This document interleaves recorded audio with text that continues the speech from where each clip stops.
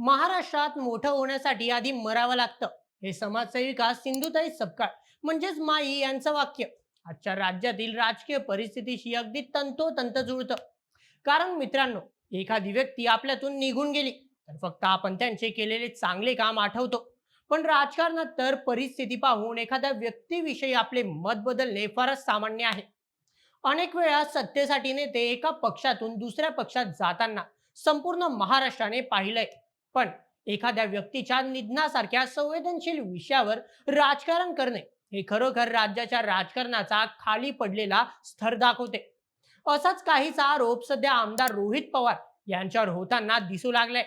मित्रांनो, आमदार रोहित पवारांनी गेल्या काही काळापासून अजित पवार विमान दुर्घटनेतील विषयावर संशयाचा मुद्दा लावून धरलाय. एकीकडे सुनेत्रा पवार उपमुख्यमंत्रीपदी विराजमान झाल्या आहेत. त्यांनी या प्रकारच्या सखोल चौकशीचे आदेश देण्याची मागणी मुख्यमंत्र्यांकडे केली आहे. आणि दुसरीकडे त्यांचे पुतणे आणि राष्ट्रवादी काँग्रेस शरदचंद्र पवार पक्षाचे आमदार रोहित पवार यांनी या प्रकरणात सरकारवर अत्यंत गंभीर स्वरूपाचे आरोप केले. म्हणूनच सध्या महाराष्ट्रातील राजकीय रणभूमीत तणावाचे वातावरण पाहायला मिळत आहे. राजकीय विश्लेषण आणि सर्वसामान्य नागरिक या प्रकरणावर सध्या दुहेरी भूमिका घेताना दिसू लागले आहे. ज्याप्रमाणे नाण्याच्या दोन बाजू असतात, अगदी तशाच या प्रकरणाच्या देखील दोन बाजू आहेत. तर चला नजर टाकूया या दोन्ही बाजूतील मुद्द्यांवर अगदी सविस्तरपणे आजच्या व्हिडिओमध्ये.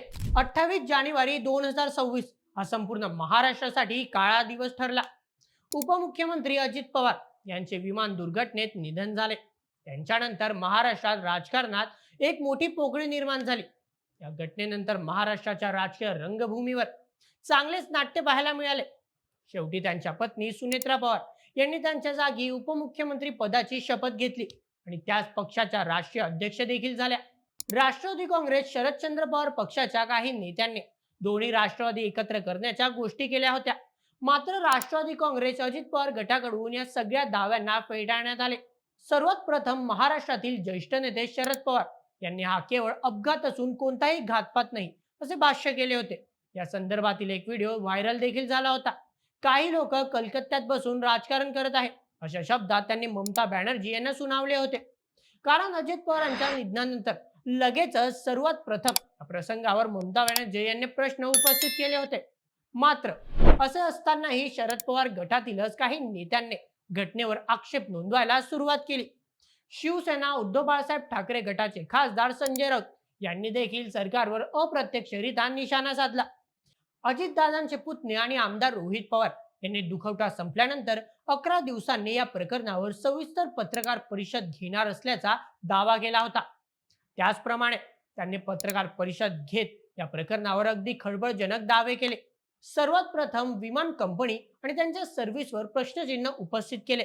विमान कंपनीवर कारवाईची देखील मागणी केली. त्यांनी विमानाच्या पायलटवर देखील प्रश्नचिन्ह उपस्थित केले आणि त्याचप्रमाणे अजितदादांच्या त्या दिवशीच्या घटनाक्रमाबद्दल देखील त्यांनी सांगितले. त्यांनी या संपूर्ण प्रकारामध्ये काही मोठ्या सत्ताधारी नेत्यांचा हात असू शकतो असा खळबळजनक दावाही केला होता. आणि काल म्हणजेच दिनांक 26 फेब्रुवारी रोजी रोहित पवार आणि योगेंद्र पवार यांनी मरीन ड्राईव्ह पोलीस स्टेशन बाहेर FIR नोंदवण्याची मागणी केली. त्यांच्यासह पक्षातील असंख्य कार्यकर्ते होते ज्यांनी पोलीस स्टेशन बाहेर गोंधळ घातला. आता यावरून दोन महत्त्वाचे मुद्दे समोर आले आहेत. चला त्यांच्याकडे बघूयात. सर्वात प्रथम अनेक राजकीय विश्लेषक याला फक्त रोहित पवार यांचे राजकारण म्हणतात. कारण मागील काही काळापासून अजित पवार आणि रोहित पवार यांच्यातील संबंध तणावाचे झाले होते. रोहित पवार यांनी प्रचाराच्या वेळी अनेक वेळा अजित पवारांवर जोरदार हल्लाबोल केला होता. लोकसभा निवडणुकीच्या वेळी जेव्हा सुनेत्रा पवार विरुद्ध सुप्रिया सुळे असा सामना बारामतीत रंगला होता, त्यावेळी देखील रोहित पवारांनी अजित दादांवर सडाडून टीका केली होती. आणि योगेंद्र पवार यांनी तर विधानसभा निवडणुकीच्या वेळी अजित दादांना थेट आवाहन देत त्यांच्या विरुद्ध विधानसभा निवडणुकीच लढवली होती. पण या अपघातानंतर रोहित पवार आणि योगेंद्र पवार यांची भाषा अचानक बदलली. यामुळे विचारवंतांचा एक मोठा वर्ग याला रोहित पवार यांच्या वैयक्तिक राजकारणाशी जोडून फक्त राजकारण रेटण्याचा प्रोपोगेंडा असे संबोधताना दिसत आहे. कारण या आंदोलनात अजितदादांच्या कुटुंबातील त्यांची मुलं किंवा त्यांची पत्नी यापैकी कोणीही प्रत्यक्षरित्या सहभाग घेतलेला नाही. दुसरा राजकीय विश्लेषकांचा गट असं मानतो की हे फक्त राजकारण नसून रोहित पवार यांचा दावा खरोखर तथ्याधारित आहे. अजितदादांच्या दुर्घटनेमध्ये खरोखर घातपातीची शक्यता आहे. दादा आणि रोहित पवार यांच्यातले राजकीय वाद मोठे असले तरी त्यांचे कौटुंबिक संबंध मात्र फार सुंदर होते. रोहित पवार अजितदादांना आपल्या मोठ्या मार्गदर्शकाप्रमाणे समजायचे. त्यांनी एकमेकांवर केलेल्या टीकांमध्ये देखील त्यांनी एकमेकांच्या नात्याबद्दलची मर्यादा टिकून ठेवली होती. त्यामुळे या दुर्दैवी घटनेनंतर रोहित पवार हे आपल्या काकांना न्याय मिळवून देण्यासाठी लढा देत आहेत असे म्हणणे आहे. मित्रांनो, पवार कुटुंबामध्ये राजकीय वाद असले तरी त्यांचा कौटुंबिक संबंधात कधीही कोणतीही दरी पडलेली नव्हती. कुटुंबातील सर्व कार्यक्रम ते एकत्र येऊन साजरे करायचे. त्यामुळे या घटनेमागे जो रोहित पवार यांनी दावा केला आहे तो खरोखर तथ्याला धरून आहे.